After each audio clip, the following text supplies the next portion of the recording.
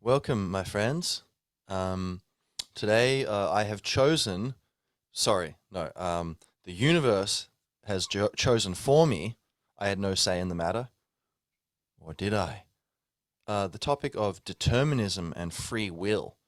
So basically, um, we're going to look at arguments. I'm going to present as well as I can arguments which you may have heard of in a lot of detail, or maybe you're vaguely aware of them and got a bit scared and like, yeah, I don't need to know about that.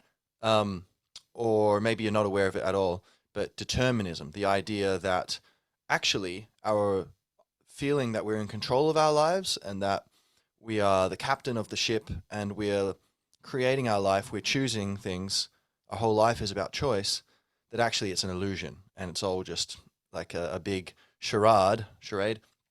And yeah, it's all, we're on autopilot, and therefore, to a significant extent, that would basically take away our sense of self. Like, basically, we're not real, right? We're just automatons who think that they're real for some reason. And there's pretty good reasons, and it's pretty persuasive. As our understanding of the universe has increased largely through science, the scientific method of understanding how things work on a subatomic level or whatever, just small level, like how our body works on the micro level, etc., and how the universe has evolved.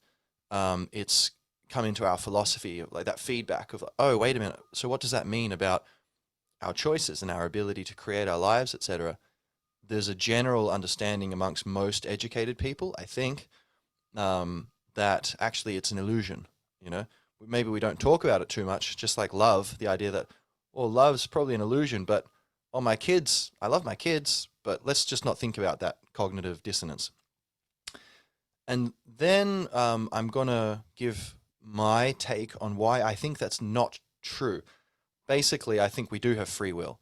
And I think I can at least provide like a serious case for that, where someone might not agree with me, but I think to be logically consistent, they will have to accept that it's possible, what I'm saying, even if they don't think it's probable. They can't say, oh, no, it's proven, case closed, there's no free will. I would say I can give a very good case for why it's possible. I think plausible. Actually, I think it's, well, I don't know. I think it's, yeah, very probable, or let's put it there. It gets a bit mysterious at some level, but I think I believe in free will. Basically, I think we do have it actually. Would I say I'm certain? No, but that is my feeling. And I'll give you reasons. So it's a bit philosophical. However, I think I think it is important, it's relevant for a lot of people, even people who wouldn't have ever been interested to go and read about this or listen to someone talk about it. They will have picked it up in the zeitgeist, this kind of sense of existential angst and malaise of, oh wait, is this all just some crazy, light show? And basically we're all suffering and working hard to bring about our dreams, but then it's for nothing. And then, but wait a minute, oh, but then it doesn't even matter that we're slaving away. So even our slaving loses its meaning. But then it still feels bad, working hard and suffering. And so it kind of, I think a lot of people kind of repress the awareness of this concept. Maybe some people intuitively go, nah, that's nonsense, and get on with things. Other people, yeah, I think especially more educated people, more well-read people, will often take it on board and go, right, yeah, damn, that's kind of depressing. And so this nihilism can creep in. And but I think there's a lot of people in the middle too, where they will kind of have that feeling, even if they can't quite put their finger on it. So we're going to try to put our finger on it today, and then hopefully be liberated from the bad vibes of worrying that everything's meaningless and that you're an illusion. So yeah, all right, a bit of music.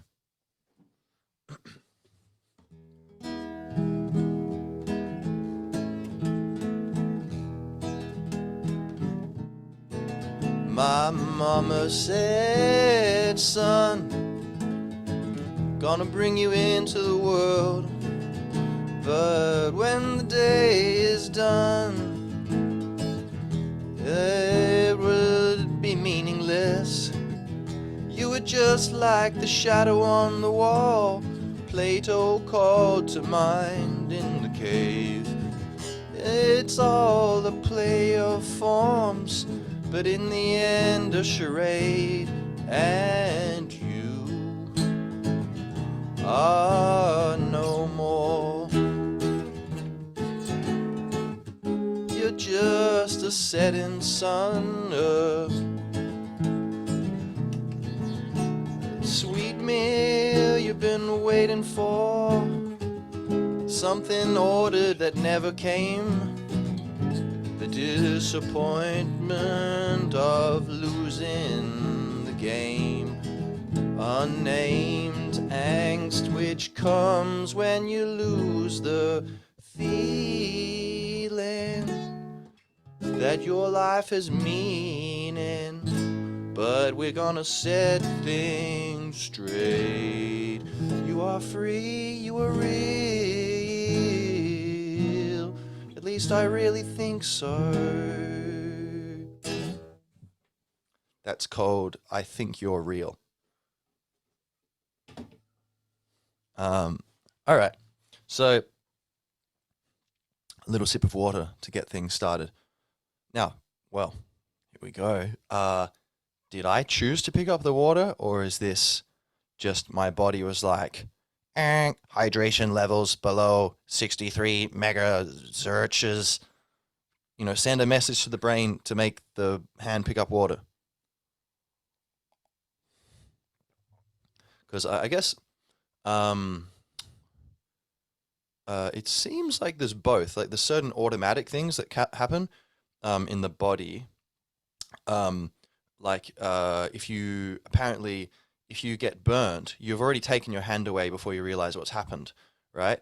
Or like you jump out of the way of something before you even know what's going on. And so that's, I think, apparently there's some shortcut thing where like the reptilian brain takes over or something like that. Some really primitive brain systems.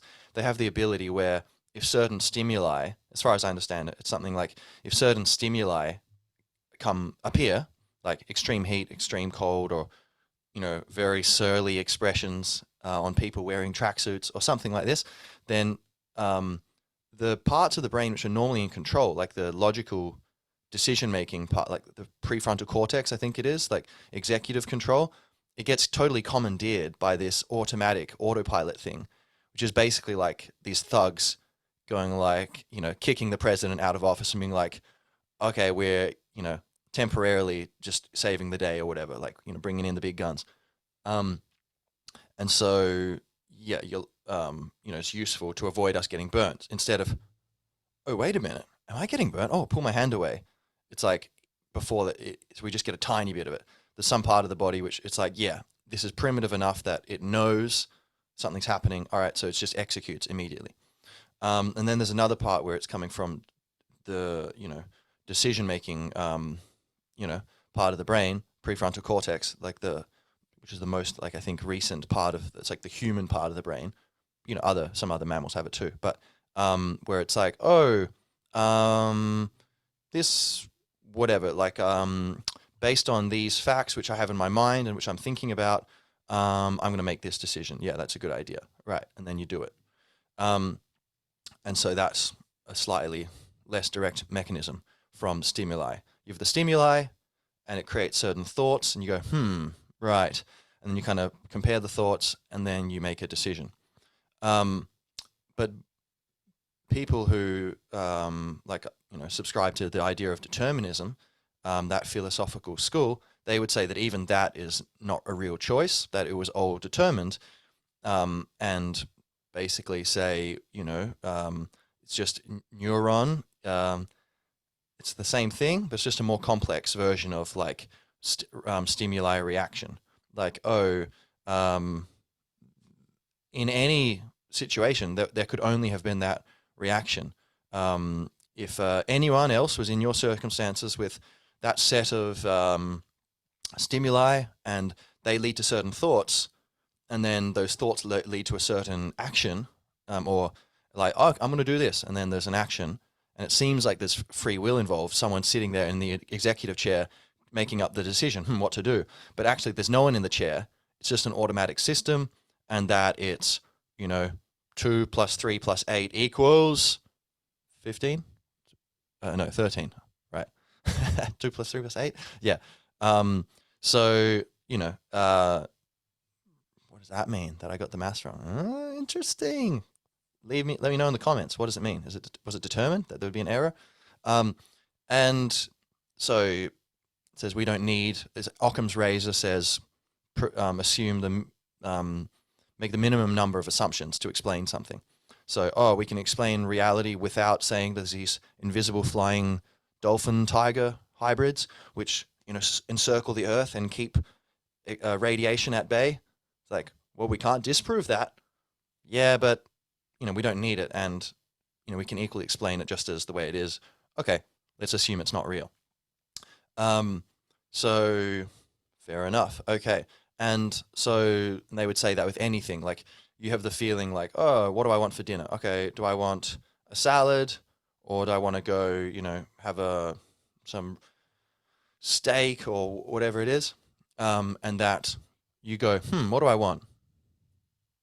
And that actually what's going on when you're reaching your decision is there's cascades of electrical and chemical signaling in the brain, neurons communicating different parts of the brain based on memory and anticipation and what we understand from our experience of, what's good for us, what's bad for us. More primitive parts of the brain of evolved for appetite, desire, approach, or fear, disgust, avoidance, and that there's these layers, but both of them, the primal layer and then the more, and maybe there's a few more layers, but basically it would be the same thing. I mean, I'm not an expert in this, but that even that most conscious in air quotes, we'll get to that later, layer of thinking and decision making is determined. It's just, like we said, it's an epiphenomenon. So you could say, France has gone to war with Germany, but it's not actually France is sitting there like, mais je pense que peut-être c'est une très bonne idée pour tuer tous les gens là-bas.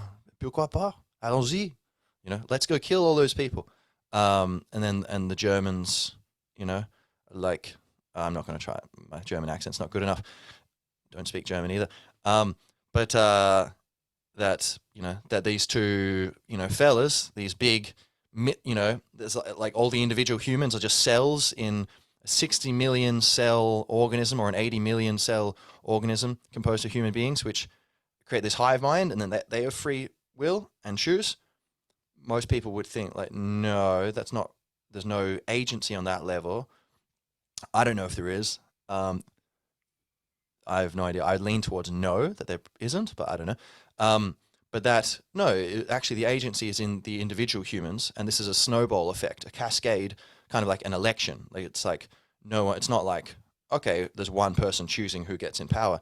It's like there's all these 60 million choices or whatever, the adult population chooses one by one, and then there's a snowball effect of the majority.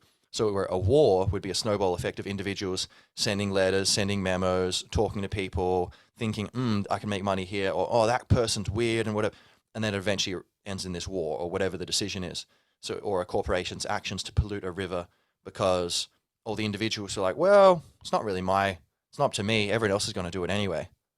I'm not going to rock the boat. And so you could have all these people who individually would never pollute the river. But with what's the term? Diffusion of responsibility, that they could together do these crazy things. Much like people in a crowd are apparently more likely to let someone be attacked and not interfere than if they're the only person there and someone's about to be attacked, because they feel, oh, it's my responsibility. But in a crowd, you can go, oh no, it's not mine.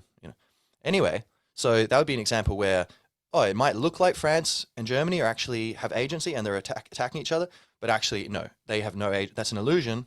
There's nothing there. It's actually just all the individuals, their decisions leading to this snowball effect, this outcome, these avalanches of causality, of cause and effect. A bunch of pool balls going around, bumping into each other, eventually ending up with some outcome of positions of things in the three-dimensional universe and in time, so 4 dimension of time. And so in the same way, they would say, well, your thinking processes about what you're going to do is actually much like France or Germany there. What's the causality is actually, it's all just physical cause and effect. Neuron zaps that neuron, which zaps that neuron, etc. Right. So, and you could trace that back. Where do they get their causality? Well, to go into that story, and again, it seems like a pretty persuasive story, but again, I think it's not true. So we'll get to that after. But basically, they would say, okay, it's not like your neurons have free will or something. It's they were created. They're set into motion by their mama neuron, whatever created them before, or whatever stem cell turned into the neuron, and whatever turned into the stem cell. Like, the stem cell came from, which is like a basic cell, I think, which can turn into anything: bone, cartilage, muscle, fat, neuron, whatever. I think basic cell. So, that's made from you ate a bunch of food and your body used, its processes to turn that into energy and whatever, and is able to build, body structures out of it. So that's actually came from your food. And where did that food come from? Well, some other body or a plant, so the body of a plant or an animal or a fungi or whatever, which, itself was just made of these things, which itself had been made by, consuming other creatures or through photosynthesis from sunlight comes in, gets turned into sugars. Is that what trees do? I think sounds pretty magical, but I think that's what they're doing. They're converting sunlight into sugar, basically, so they can build their bodies, and also they would trade it with like fungi, trade them sugar in exchange for the fungi, like dissolve rocks and stuff underground and get minerals and trade it up to the trees. They give the minerals, and the trees give them like sugar to grow. Sweet deal. Haha, see what I did there? So that deal's metal, but it's also so sweet. Okay. Yeah, and so, that energy ultimately is originally coming from photosynthesis, from solar radiation, and that's coming to the Earth, or the energy inside the Earth from, like all the magma and lava or whatever. You got heat energy and radiation, and you got these primal forms of energy which are being converted into vegetable matter in the form of plants, and then into the stuff that eats the plants, and the stuff that eats the stuff that eats the plants. So, right. And if you trace back all these streams of, imagine like billions of pool balls or billiard balls, snooker balls, rolling in through the universe. They're like the little particles or whatever, and certain of those will be in kind of orbit things, and where they're actually creating like a, say electrons around the nucleus of an atom, right? But they're all these particles kind of together, but so they'll be moving en masse, but they're all moving together. They're still spinning through space, interacting with other particles. But the idea is that from the Big Bang, basically, it shot out all these things, and they are just interacting. And when they interact, when two of the balls move in this certain way, it combines to create this thing, this phenomenon, which then can attract some other thing. So you'll have these meta-phenomena, increasingly complex meta-phenomena developing between the particles of the universe. And yet it's all just, the same thing. It's just the Big Bang continued, basically. So mainstream mechanistic determinism, basically, which is a philosophical school, an idea of how, causality works, and to explain what we see in the universe we live in, and live as, if we're being honest, then they say that there is only one causal event ultimately, and that was the Big Bang, and it unleashed everything, and then it's basically just like a clock, like a big wind-up clock, and if we had a computer, advanced enough, we would be able to just model the whole universe and see everything that's going to happen, and we'd be able to predict the future. like, because everything's literally determined. It's just these, increasingly complex interactions between the particles, the moving pieces that have been jettisoned out in this explosion of space and time and matter and energy, and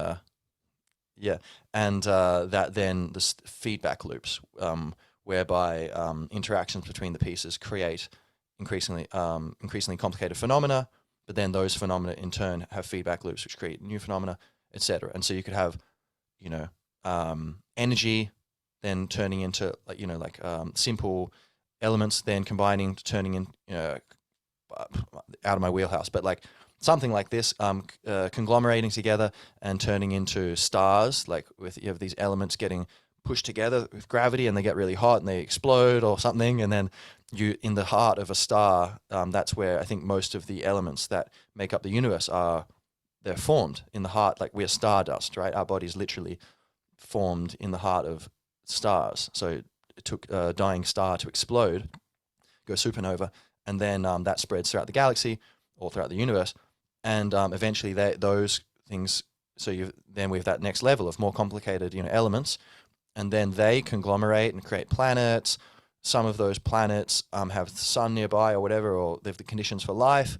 So you can have, the biological level appearing, and then on top of the biological level, you might have the cultural level of humans, or whatever, some random redneck aliens on Alpha Centauri, shooting, I don't know, plasma guns at their ray-like vegetables, which, they're munching down on. Who knows? But the cultural level, where we're not just living like animals, but we have memory banks in the terms of linguistic programming through language, and we're able to remember what's going on and anticipate the future and collaborate, work in groups. And so we have this through language and memory, where consciousness increases, and we're able to use culture, where it's not just nature, but we have this layer of programming which sets parameters which constrain us, but also protect us and empower us to go and kind of transform ourselves and our environment increasingly, exponentially. And that then, there's selective pressures within that, and you have the level of, like, say, the religious level, where culture, so creating different religions, or technological level, where this culture then allows us to start, be, as Marshall McLuhan apparently said, I never read him, but human beings are the sex organs of the machine world. So we are creating all this technology, much like, it's kind of coming through us from just the field of novelty. And then, etc., layers upon layers of cultural movements, or, whatever. I guess, yeah. So we have these nested hierarchies or nested layers of reality, but ultimately it's always still just that primal energetic level or material level. But then it's also, since, a certain point, biological. All the cultural stuff, say, yeah, that's actually just, biological, just stuff, It's true, it's useful, relevant in certain situations to interpret it through the lens of culture, to understand it and make good decisions for us. But ultimately, it's just, biological animals doing some crazy stuff. And even that, it's truer to say it's not even biological. It's just a bunch of, atoms and energy moving around. And for some reason, it ends up, coalescing into certain patterns which we interpret as culture or biological, competition or whatever it is. But ultimately, you have these simultaneous layers. Just like you can say, I am Jamie, or I am the McGlue family, or I am Ireland, or I am Australia, a member of the Australian nation, or whatever, or I am Homo sapiens, because I'm not separate to any of these things. So you could say I am them. There's these levels. They're all simultaneously true. And which is more relevant in a particular situation? Depends. So, yeah, okay. So they would say basically everything's just determined from that, right? It's all just, even every word I'm saying is just the Big Bang continued, Now, and then then that would be kind of Newtonian, like classical physics, like everything's like pool bowls, just going around and billiard balls, bumping into each other, cause and effect. It's just like geometry in three-dimensional geometry or fourth-dimensional geometry, moving, momentum, energy, spin, everything. Just it's all totally predictable. Then you'd have quantum mechanics, which I don't understand properly, but as far as I understand it, one of the main claims, or I don't know, is it evidence that it has, is that there is a randomness, there is true randomness, where like some particle is either here or there. It's like it's in several places at once until we actually look at it, and then it's kind of locked down into one position once you've observed it. Or like, you can do something to a particle and then there could be I don't understand, but it seems like it's saying there is randomness involved. So it's still not saying that we have free will, but like as human beings, but it would still feed into that mechanistic model, deterministic, mechanistic model of like the world's like universe is like a big machine. But but they would perhaps say that it's not just the Big Bang as the only cause. You would have each moment perhaps new streams of causality via the randomness. So it's of these subatomic particles and their behavior. But that you might say, however, there's still a set of possibilities, and that set of possibilities is already determined. Like, are there 3 possibilities or 12 or 1,000? Wherever it's going to be, the particle, the set of possibilities is already determined. And even, even if it was unlimited, they would still say, yeah, okay, but there's no agency there. It's just some random particle. So, again, you're out of luck, Homo sapiens. No freedom, no selfhood and creative expression of your being.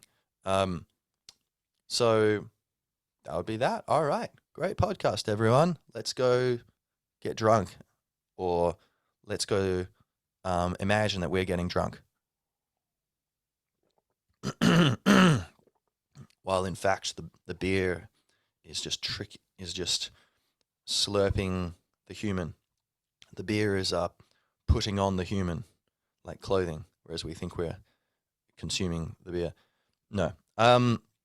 And so, or it's, a stream of subatomic particles that look like a delicious creamy pint of Guinness are, going into the interior of an equally, just completely identical mass of subatomic particles, which look like a human being called Jamie.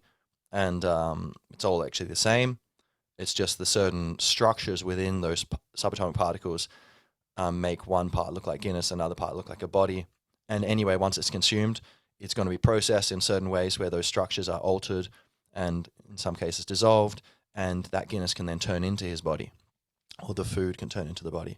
And whatever can't be turned into the body, that unusefully structured element, part of the subatomic particles will be jettisoned in unspeakable ways into the sewage system. So, yeah. Now, why do I think, what are the holes in that? So I think basically it is true, like, well, for one thing, the Big Bang, like, the Big Bang just happened? Okay. Why didn't it happen like 1 second earlier? Why didn't it happen 10 minutes earlier or 1 billion years earlier? Why then? Why didn't it happen later? Any reason? No? Okay. Where did it happen? It happened nowhere? Have you ever seen something happen nowhere? Do we have evidence that that can happen? Or it seems like a bit of a circular argument, like, well, I mean, it happened with the Big Bang, Okay, yeah, but it seems more intuitive to me to say that being is irresistible and inevitable. The fact that we are in the universe means that the universe must be inevitable, I think. Like, the fact that being exists means that even in some parallel universe where nothing existed, the possibility of an existence in a parallel universe would still be there in that empty, so-called empty universe. How do we know that? Because here we are. We're in that quote-unquote parallel universe. You can't just extinguish us. We are here. So even in a parallel universe, where, oh, actually the Big Bang never happened, nothing happened, then how do you explain us? You would need to explain us, otherwise it's nonsense. Because we know we're here, we don't know that other parallel universe is there. We have a greatest level of evidence for us, right? So we need to take it into account. So it seems to me like the fact is, well, we're here, so it must be inevitable that something exists, the universe exists. And what is the universe? I don't know, but probably just like infinity, just some mysterious, ineffable, mind-blowingly beyond our comprehension, infinite oneness, which is also nothingness. It's just space and objects or energy, like form and formless, yin and yang. It's just blends and blurs and blows the categories that we understand things in. But basically, that it's existence. It's I don't know, consciousness, right? I think, but basically something's here anyway. So that's a small little thing, but you know, the story of causality, which its determinism is based upon, is a bit doesn't quite make sense if you think it through. It's kind of okay, so it just came out of nowhere. Okay, but nonetheless, I don't know what to make of that, so we'll set that aside. But that's just something to note, that it's not as perfectly clear and, you know, like, oh, everything wrapped up, nothing to see here. It's like, well, you know, normally explosions happen in three-dimensional space, and with oxygen, right? You can't just have an explosion in space. The Big Bang happened in space, but they say no, it didn't happen in space. It happened in no space. Okay, well, what does that even mean? Has that happened again? Why not? Why isn't it happening again then? If it happened once, you know, and yeah. So I mean, again, I'm not a physicist. I don't know, but just as I think you don't need to be an expert to be able to comment on existence, because we all exist, and there's certain things where actually we're all equally qualified to comment. Like and again, some experts are wrong. You know, in every field, there's always disagreements. So some of the people are right, some are wrong. You know, so I think everyone's qualified to think about this. And again, given that it can lead to this sense of existential malaise and like sickness, lack of belief in, you know, the meaning of your own life, I think it's very relevant, and we all have it's important for us all to think about it. But yeah, so that's one thing, that, you know, the Big Bang and the beginning of causality. How does it all fit? Make sense now? But let's just say you know, it is a thing though. The Big Bang happened, right? Like, but was there already a sort of space of sorts, existential space within which that happened, or is it perhaps, you know, like the universe explodes and expands, and then it contracts eventually, boom, heat death of the universe, and then it starts again? Maybe it's like a reincarnation kind of vibe, you know. Or maybe time is circular or something, you know, or space is circular and it looks like it's expanding, but actually, I don't know. Like, I'm not sure if that makes any sense. But maybe there's some explanations for why it doesn't make sense to us, but actually, yeah, that is what it is. And it does seem we have evidence for, like, you know, the Big Bang and how everything is expanding. Again, what's it expanding into? Like if you shot an arrow off the edge of the universe, where does it go? You know, if it's expanding, that means it's expanding into something. Like, but if the universe is infinite, and it's expanding, how does that work? You know, seems that there's a few things where, okay, that's probably enough said. But point being, things aren't as clear and dry. Clear and dry, yeah, okay, fine. Like the sky.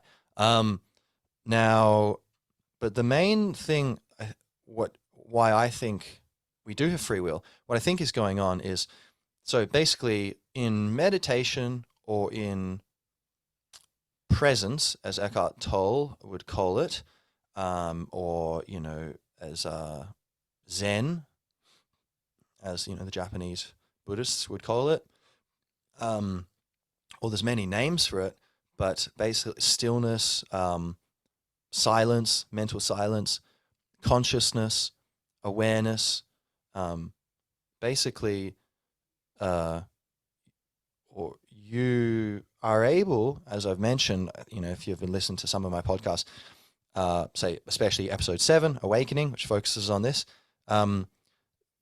we can, and many people do, and you are warmly welcome to start doing this and to learn how to do it, because it's the best thing. There's nothing better than it.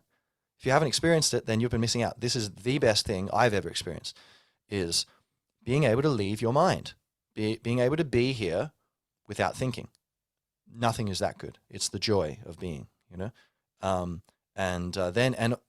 Being able to access that empty mind. So you're conscious, you're here, you're watching what's happening, but you're not thinking. There's no voice in your head, right? So, and I guess everyone's experienced this to some degree. It seems like, you know, in moments of danger or in moments of great peace, you know, you're looking at something very beautiful. It might take your breath away, you know, take your mind's breath away. Yeah. And, you know, you're just there and time stands still, right? Or the mind stands still. And so you're just here and you just see things visually, or in extreme sports, etc. But becoming conscious of that and being able to do it voluntarily is really wonderful, right? So I encourage you to get on that. And, you know, if you're not already, and if you are, then good luck and namaste, and, you know, keep at it. But the important thing here is that is a higher level of higher level of existence, let's say, than just the or of decision making, than the thinking, the logical thinking that comes from or is associated with the neocortex, the prefrontal lobe of your brain, decision making, executive control, or whatever they call it, you know. So we were saying before, like, oh yeah, there's the physical level of just, you know, stimuli, and then that generates some sort of reptilian brain, which is the oldest part of the brain, brainstem thing, like just basic, oh, pull your hand away because it's hot, or whatever, you know. And that there's certain things which seem to be automatic, like, oh, you're just looking at your phone, you didn't even decide to do it, it was just automatic, you know, your body's just used to it and just started doing it. Or if you've got muscle memory, you know, it's become second nature to play guitar or dance or do whatever, do something, martial arts, or where it's all just second nature. It just happens automatically because it's not voluntary executive control anymore. It's just been programmed into just this basic, you know, stimuli thing. In this situation, body does this. It knows what to do. I might be butchering slightly the mechanism of how it works, but you get the point. That's good enough for our purposes, right? That there's this kind of automatic level of action in the body and the human. And then there's that thinking level where action is triggered by thoughts. And then people would say, oh yeah, but that's all determined, right? It's like France and Germany, right? It's not really, it's just a culmination of choices. And it happens to appear or represent itself as this voice going, oh, I'm going to do this. But actually you're going to do it anyway. That voice is just an accompaniment. And maybe you might notice that sometimes you're already doing something, and then that voice starts saying, so you walk over to the kettle, and then a voice goes, I think I'll have a cup of tea. And it's like, which happened first? And that's actually a good point. I think there are a lot of times where it seems like you're doing it anyway, and then the mind starts commenting on it, perhaps to maintain this false sense of self, or I don't know what. But maybe like, you know, some worker who's trying to, you know, get too big for their boots and, you know, doing things where they're not needed anymore. Like, hey, Jane, I'll help you with the accounts.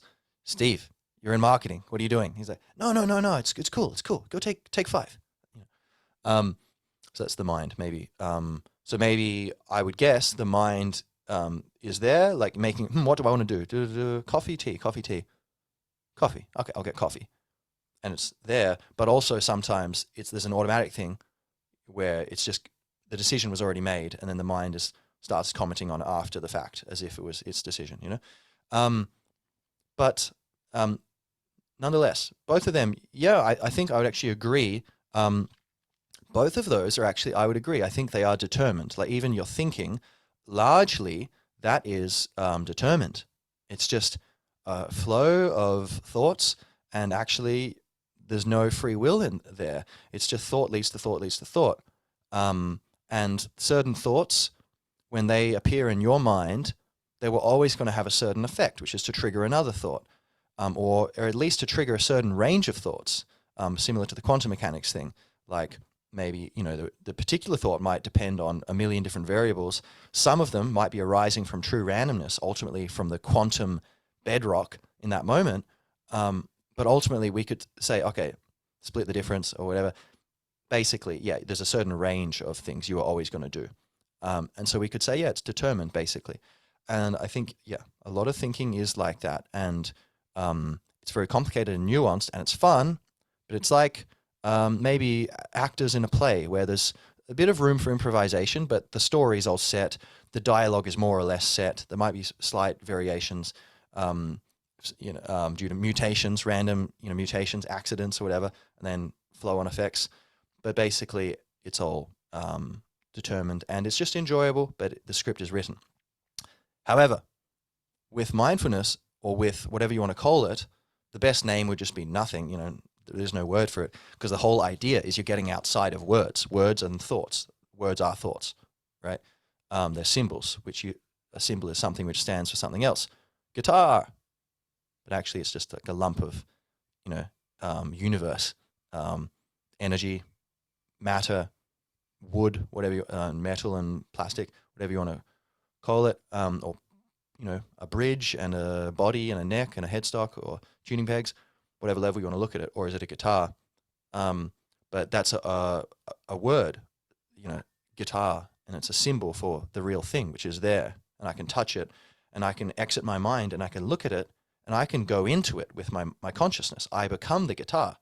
I am there, and it's filling my consciousness, and my consciousness is filling it. There's kind of this merging, and it seems like when you leave your mind, you realize everything's not happening in your head.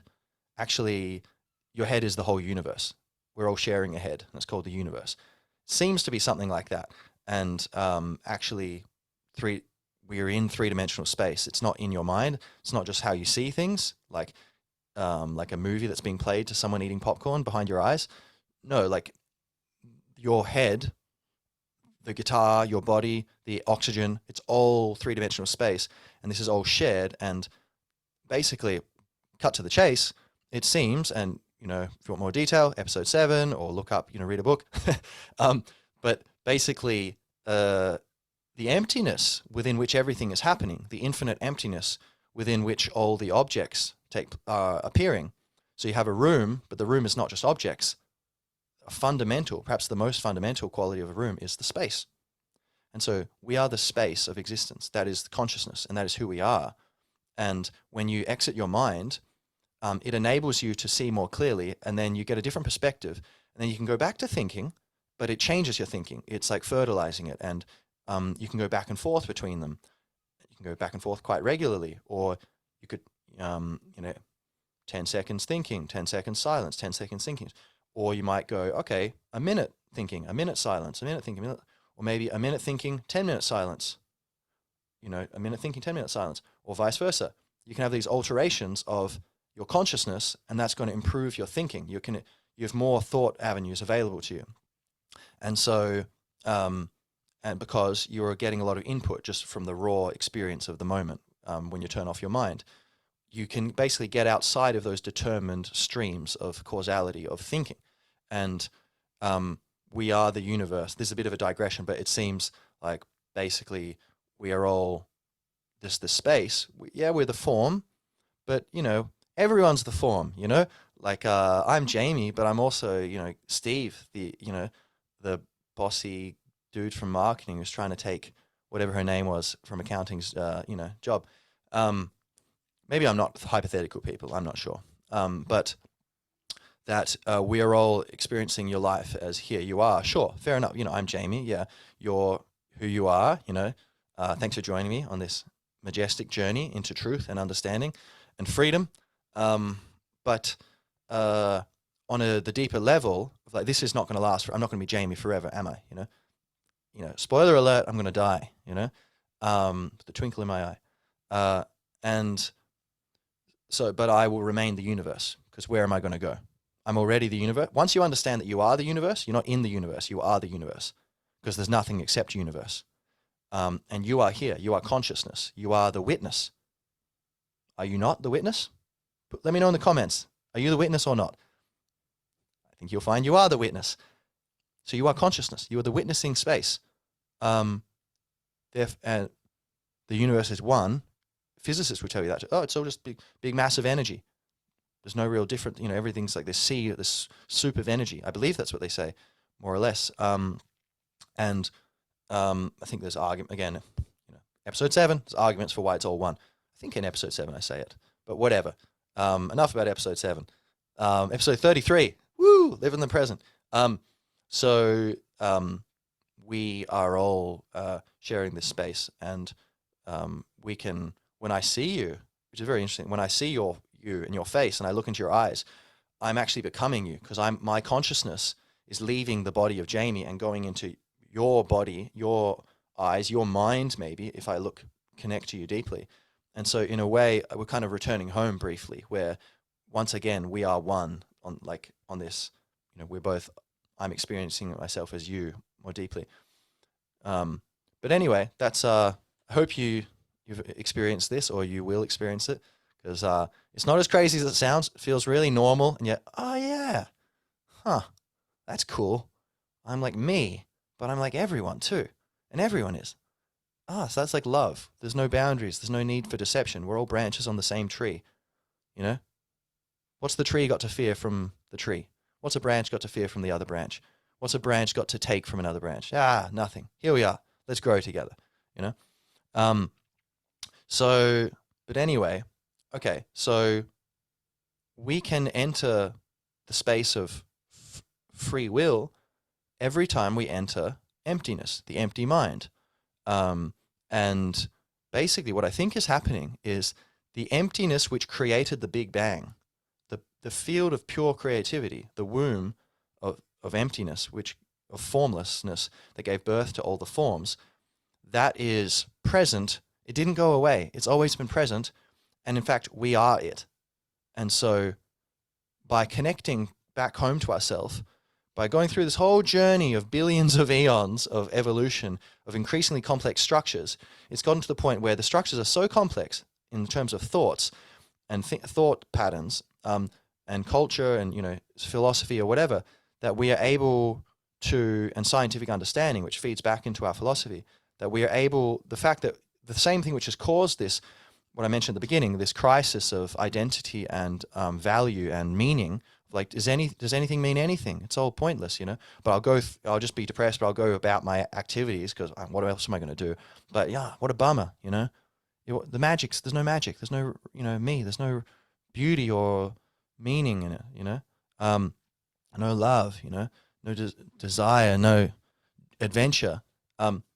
That same moment, that this increasing complexity and back and forth reflections and bouncing back around of information has brought us to this fever pitch of understanding, how things work very deeply, that has made us disbelieve our own existence and the existence of free will.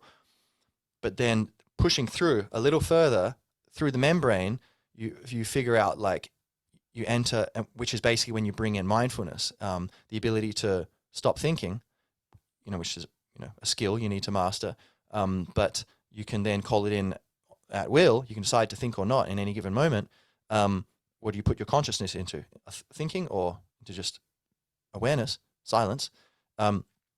Then you are able to see, it brings us to this point of where the crisis of meaning, etc., makes us think about it, and is why I'm here thinking about it, because it's important, to us. So this increasing complexity leads us all the way back home to the simplicity of oneness, of the emptiness, of, exit the mind, here I am. I'm the infinite nothingness of consciousness. Here I am. I'm living through this body. We're all doing the same thing. Okay. And so that's pretty cool. Welcome home, sailors. And that field, so that what I think is happening is that field of creativity, which created the Big Bang, is in any moment when you enter it, it is equally fruitful and generates novel ideas and novel novelty of all kinds. Perhaps that could be healing as well, your body. I don't know. Probably, I think. Consult your medical professional first before trusting your intuition. But at any rate, on the level of thinking, like you can generate thoughts just by becoming very still and present. And it's very mysterious, but like it seems like you can, within that silence, there's some sort of ability to control how you engage with the mind and with the reality of form, where you can kind of guide your that emptiness into almost like guiding the ocean into creating certain waves or other waves, and perhaps there's some sort of maybe intuitive science to that, which you might call magic. I don't know, but that at any rate, it really feels like, say, if I'm writing poetry or if I'm thinking about something, if I become very still and silent, then these kind of really amazing ideas will just pop into my head.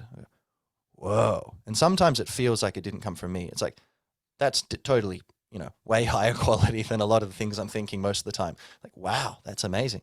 Especially with poetry. Some of them like, oh, I think this was just handed to me. Like, hey, ghost written by like some angel. Hey man, put this on paper.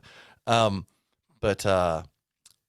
with any kind of thought, like, or say I'm here, I'm talking, partly I think I'm comfortable with the idea that a bunch of this is just determined. It's just flowing forth from the universe. But when you realize that you are the universe, that's fine. It's not like you're some illusion. It's like, well, yeah, that's just coming from me in a much deeper sense.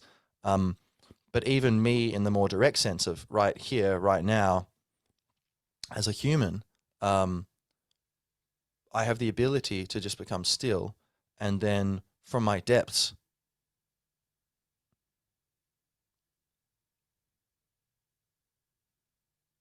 overflow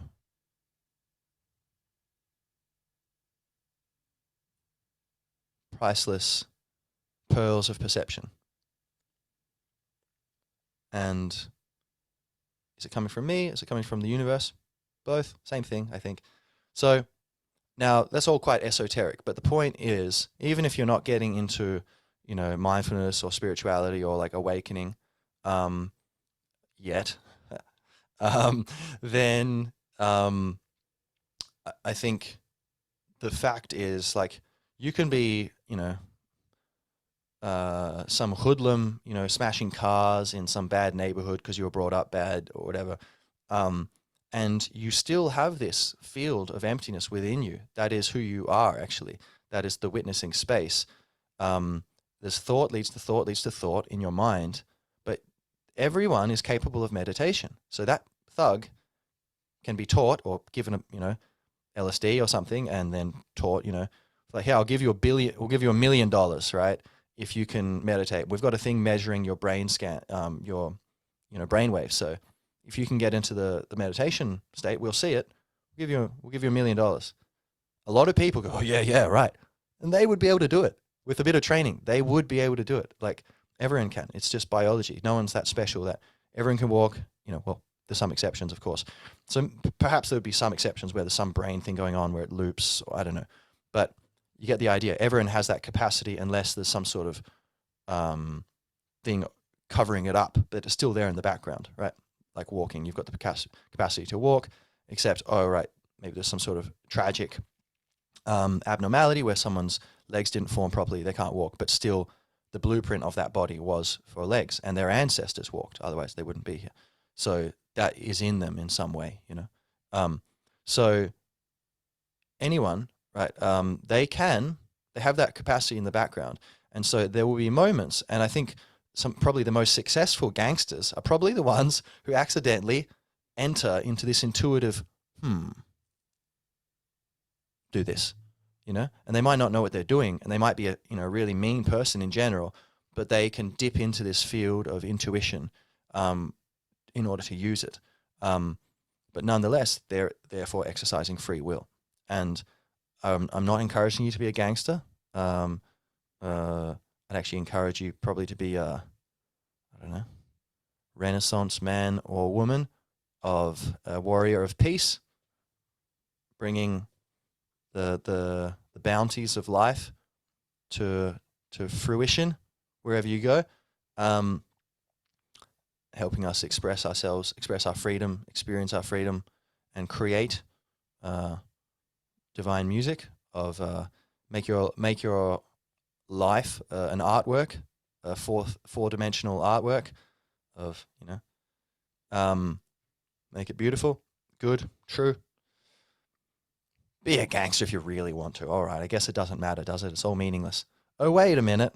It seems like we are real. There is meaning. But, I mean, that's then that's a kind of confusing question of, like, maybe bad people are needed in order for the kind of comedy or tragedy or the drama, let's say, of life to go on, and the play of opposites. So, maybe, like, some people do need to be doing that, and maybe it is okay in some weird way. I don't know. That's the topic for another day. But so that's it. That I would say we do have free will, but it's about accessing it. Now, before I get into how to, I guess how to do that, maybe we can mention that now. Let's see. Sip of water. I've been commanded by my reptilian brain to drink some water.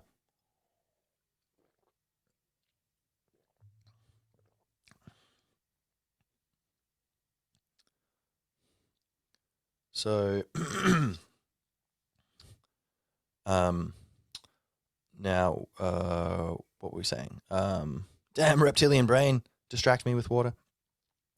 So, on the one hand, we have, how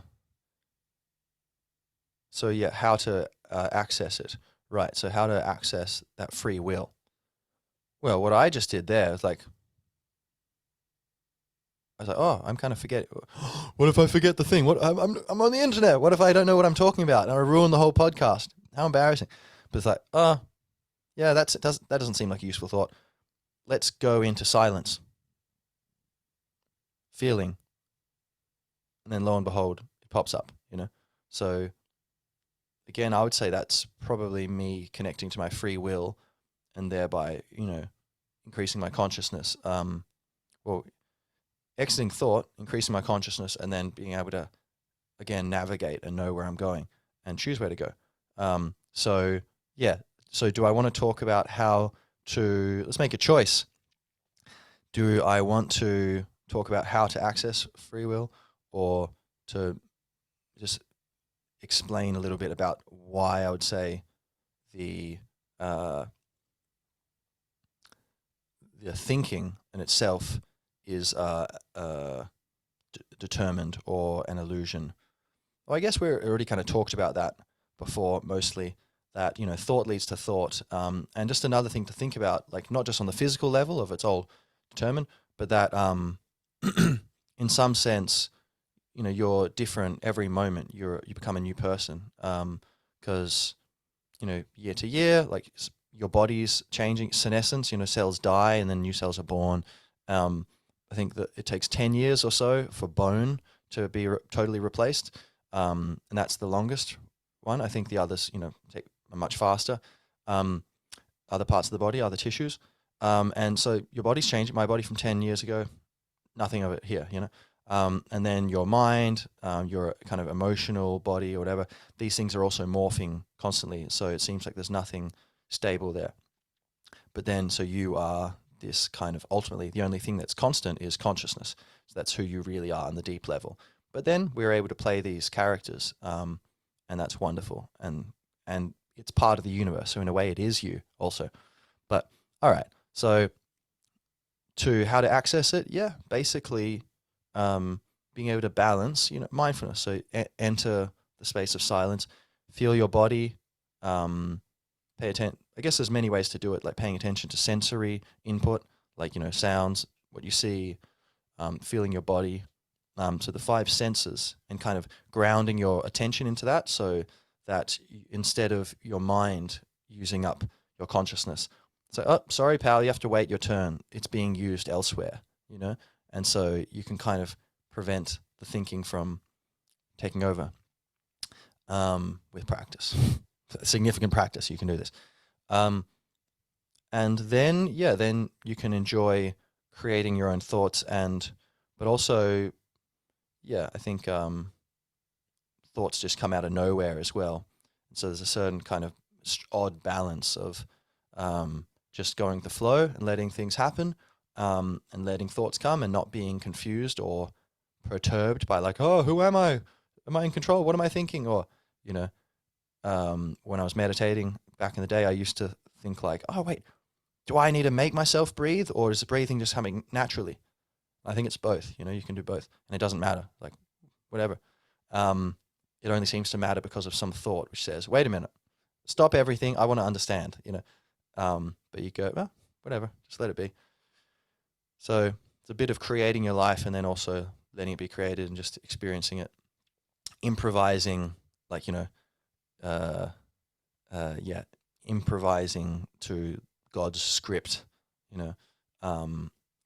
which in a deep sense is all of our script, because we're all part of this mysterious, magical thing called life and the universe, which are the same thing. So is there anything else to add here about free will and determinism? So I believe there is.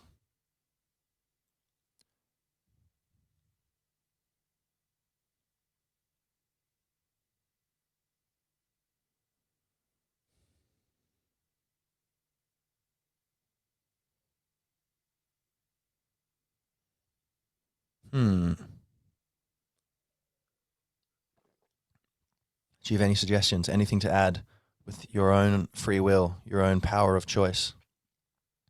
What's that? Say it a bit louder, please. Oh, yes. Birds have free will too. Yes, especially penguins. They've like a little too much free will, if you ask me. Getting a bit big for their flipper boots. So now, what? There's one more thing I think dangling at the edge of my mind.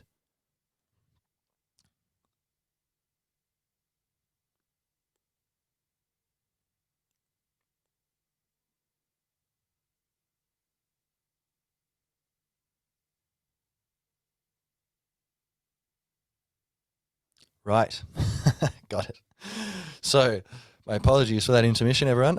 Just caught a particularly slippery rainbow fish. So, in a way, could we not say that, okay, we are the field of infinity, we're the universe, and so we have free will. Ultimately, we're one with, that which created the whole universe and which continues to sustain and create the universe anew with new things all the time. And when we consciously connect to inner silence and stillness, inner space or consciousness, awareness, etc., whatever you want to call it, presence, which involves using the power of now. You could say, like, focusing on the present moment in order to put a spanner in the works of the mind, so the mind doesn't pull you into thinking.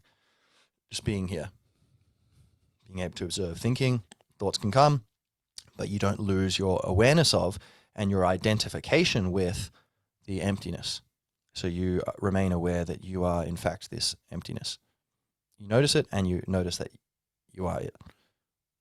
So we can have that, and that can allow us to gloriously bloom free will into each moment, to uplift, all beings through, this more benevolent perspective, which comes from this, rather than this more control-oriented, ego dominator view of like, oh, we're all separate and everything's kind of meaningless anyway, and it's survival of the fittest, and I got to control you because you're different to me and you're really weird, and what the hell's with your nose shape or skin color or wacky beliefs or habits or or your things you say which make me feel like I don't know what I'm doing.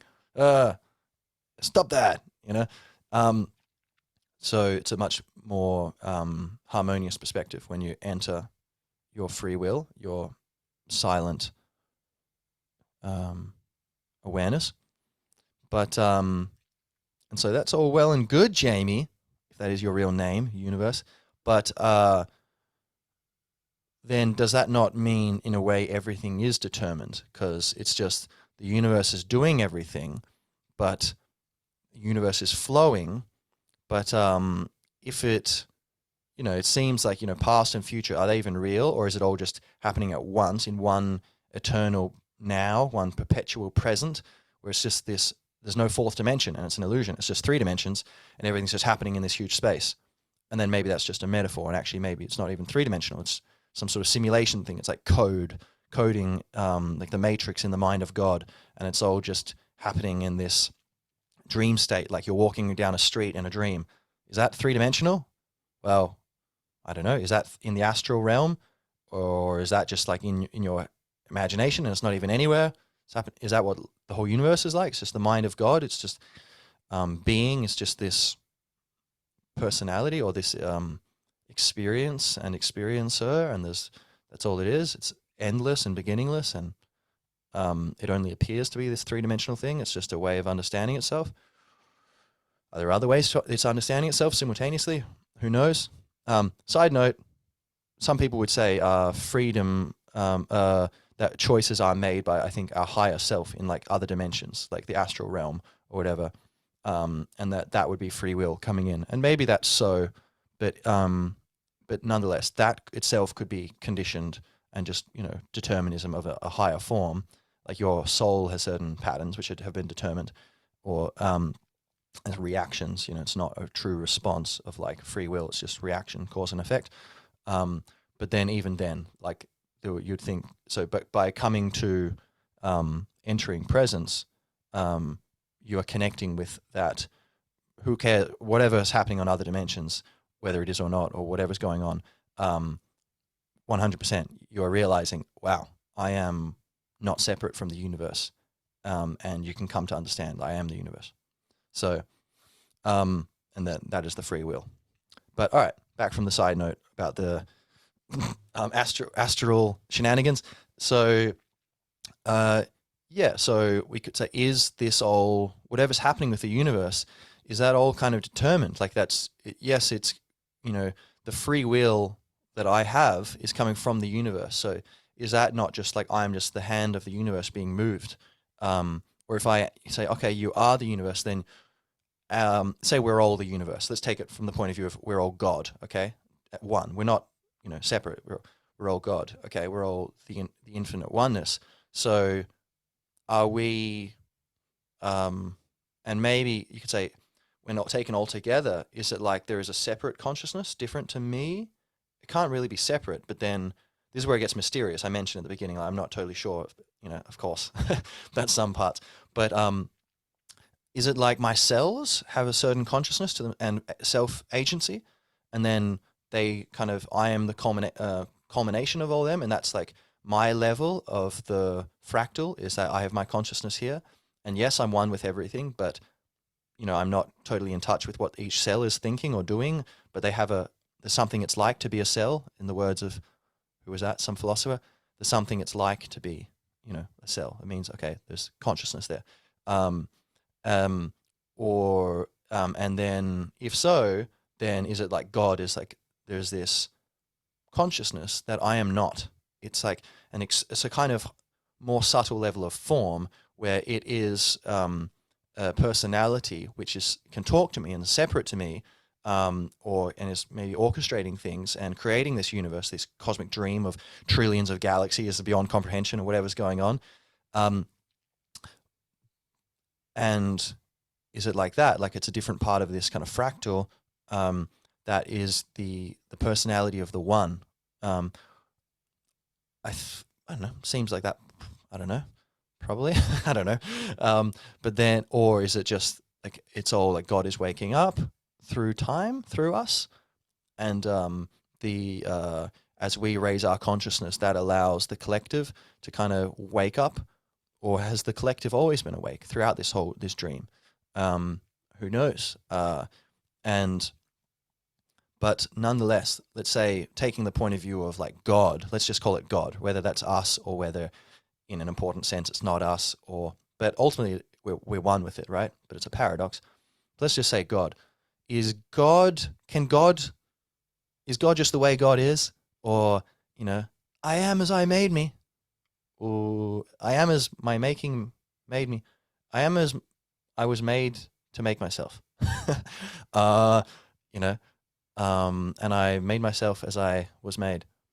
So it's all very mysterious. Like, now this doesn't, realistically, I think the point is we can have, well, yeah, I guess it does. It is relevant to that, yobbo thug in the street who's trying to access his intuition to dominate the other gangs. And he wants to know, is he real or is he an illusion? And maybe you want to know because you're there wrapping your Christmas presents going, yeah, am I real? We are real. But are we real in the sense that we think we are, of agency, that we're genuinely creating things? I suppose to make something come out of nothing, you would think that can't be. My intuition is that involves intention, and that's not an accident. And it definitely feels like intention when you're composing art creating art of some kind, or etc., or when you're operating from stillness of the mind. It definitely feels like you're riding a wave.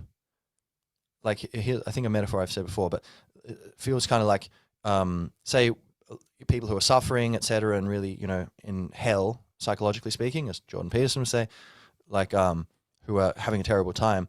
That's you're basically under the waves, right? You're under, being pushed around by the waves, but you're dunked, and it's very turbulent and scary and constricting, and do it for much, too long, and you're going to die. But that your wrist or your ankle, I should say, is connected up to this surfboard, which is above you, tumbling along on the wave. And if you can, the cord of truth, if you follow in consciousness, if you heave yourself upwards on that cord of truth and increasing consciousness, you can find the surfboard, and then that would be inner peace, perhaps, or the presence, that the peaceful consciousness of when you get outside of your mind, and then you can cling to the board and be okay. Your head's above water, and then you might even within that eventually kind of learn, perhaps getting dunked again and coming, oh yeah, I need to stay on the board, right? Yeah, I need to stay in the present moment. Okay, that makes sense. Eventually, you get to hang out on the board, forever, and then you start. This is an eternally rolling wave, by the way. Maybe I didn't mention, and then, and it's really huge and glorious and beautiful. But and then you're thinking, oh, okay, maybe you realize I can kind of get on top of the board and I can guide the board and I can surf and I can play and I can be creative and I can have fun and I can kind of decide where I'm going. I can't get off the wave. I'm on the wave. But within the wave, I have a certain amount of free will. And, guiding it, that would be the techniques perhaps of learning, self-mastery and learning to be a creative being who can create your own life, and so on. So it seems to me there is that free will, but we just have to admit that not everything's in our free will. And, it's like, for example, people talk about sexual attraction and stuff, and, someone says, yeah, well, I think, whatever, in general, women are attracted to a man who's very confident and knows what he wants and whatever. And then someone says, oh, that's so demeaning. That's so animalistic. Like, you think we're just robots, animals? Oh. And then, but someone else might say, yeah, no, like, what do you're denying reality. You think it's good. It's a nice thing. It's like, we're animals. It's interesting. You think we're just like robots, you think we're all the same. But I think there's some sort of balance in between where it's like you admit that there is this determined wave, which you can't control, of your instincts, of who you are as an animal. But then within that, there's this higher level of like a little higher level to Minas Tirith atop it, higher little tier within your instincts, which is your culture and your own personality and your own free will, your mind, and then the consciousness to come in and edit the mind when it's getting out of control, or to come in and guide it, and educate, learn, train your mind, overcome trauma, etc. And that this free will within the animal instincts, you can kind of say, yeah, okay, maybe that person's attractive and I want to do something, but yeah, maybe that's not right, or maybe that's not a good idea right now, or maybe I should hone that instinct in, or maybe that instinct's unhealthy, it's gone too strong or too much, or maybe it's great but not right now, etc. Being able to, then it's like you have the soulfulness of being a logical, rational being, and also the kind of humility and kind of fun of just being an animal, and the relaxation of like, yeah, you're just grounded in Mother Nature. So that would be an example where I think there's this balance of like we are determined in many ways, but then also we are free. But circling back a little bit to just that ultimate thing of God, is God determined or is God free? I don't know. When you see him, you can ask, or her, or it, or us. But I think, yeah, maybe that's just beyond our ability to understand. But nonetheless, I think what I've presented so far, I think, is at least to people who are skeptical, I think to maintain your rationality, you would have to admit that at least it's a plausible case, what I'm making. I think that you can it's a proven fact, you can have no thinking. You can enter thoughtless consciousness. So the highest state of intelligence is not thinking. It is, in fact, consciousness. It's this silent awareness. And the happiest, most wise people you can encounter, and everyone goes, they just know exactly what to say in every moment. They're always having a good time. They're always laughing. Everyone loves them. They look really healthy. They're productive. They know how to get things done. These kind of beings who seem to just be in alignment with things, almost all of those people, if not all of them, will say, yeah, that the whole point is you can exit your mind, and that's my key, the key to my success. The people who will say, I haven't seen a double-blind, placebo-controlled study for that, the people who maybe aren't availing of all those grandeurs and those, or aren't experiencing, don't have those things to show of like that's proof of like, oh wow, there's something to that. And they might be very, impressive people in many ways, but I think there's sometimes a block where people don't want to let go, and they're afraid of letting go of their mind, or maybe it's just the mind is just so strong that it can't consider this alternative view. But in fact, it's the way to turn the mind Super Saiyan, to elevate the mind, is to be able to balance it with, you have the yang, penetrating, conquering territory, not the territory of knowledge, expanding force of the mind and the intellect. But then you have the yin of the embrace of just surrendering to this state of nothingness and just doing nothing. And it feels like a little death sometimes, especially when you first realize what's going on, and it can be very, intense if you don't have the context to understand. Don't worry, you still exist. You're not dying. It's, or it's just, this is the deeper self. Here you are. It's like an emptiness, but you are here. And so combining them, you get the highest intelligence. But so, yes, I think someone who's a skeptic, I think I hope you would agree that, yeah, it's plausible or possible, what I'm saying, that, yeah, okay, there is free will. Yeah, maybe I don't agree with you, but I see your case. I just don't think it's right. But I see what you're saying. There's something to it, right, to your argument. But then I personally think, like, the weight of evidence is, like, when you think of, like, who we really are, and the way things work, the fact that we are one with the universe, and that which created everything, that which created the Big Bang, is still present now, and that emptiness can generate thoughts, and they're often very, very insightful and beautiful and useful.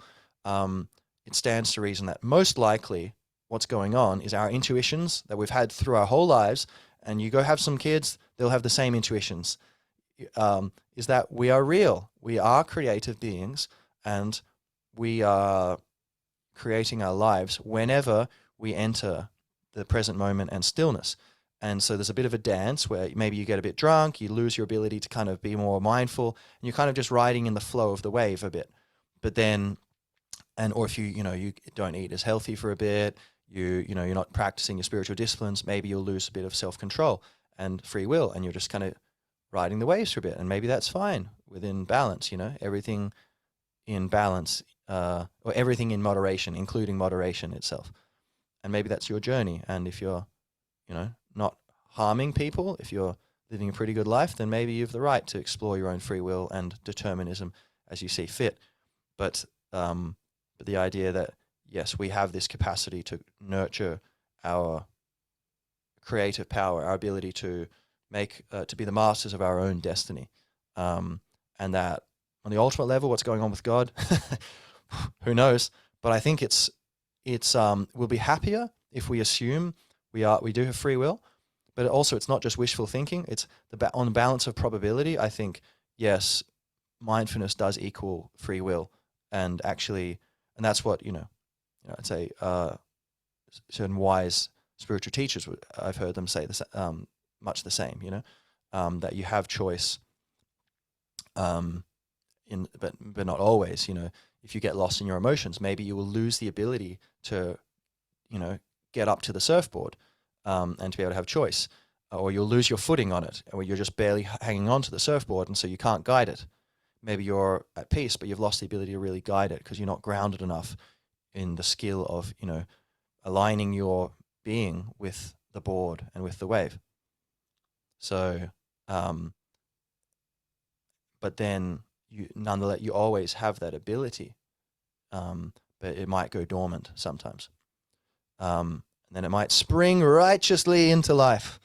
So on that note, I applaud you on your choice and or completely determined, conditioned reaction to watch this video or listen to this podcast.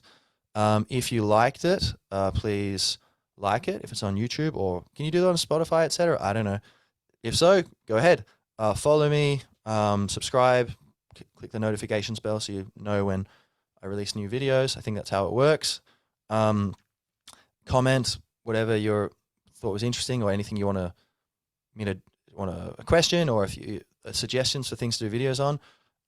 Please go ahead, and that'd be cool. I'd love to, have a bit of a dialogue going on back and forth, and between these other righteous branches on the tree of life. It's your podcast too, Hey, I'm just the messenger, Don't applaud the messenger, Applaud the message. And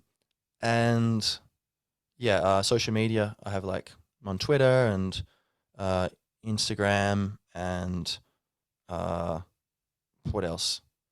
ThinkSpot, and although I barely use it, but and yeah, etc. Right, you'll find me.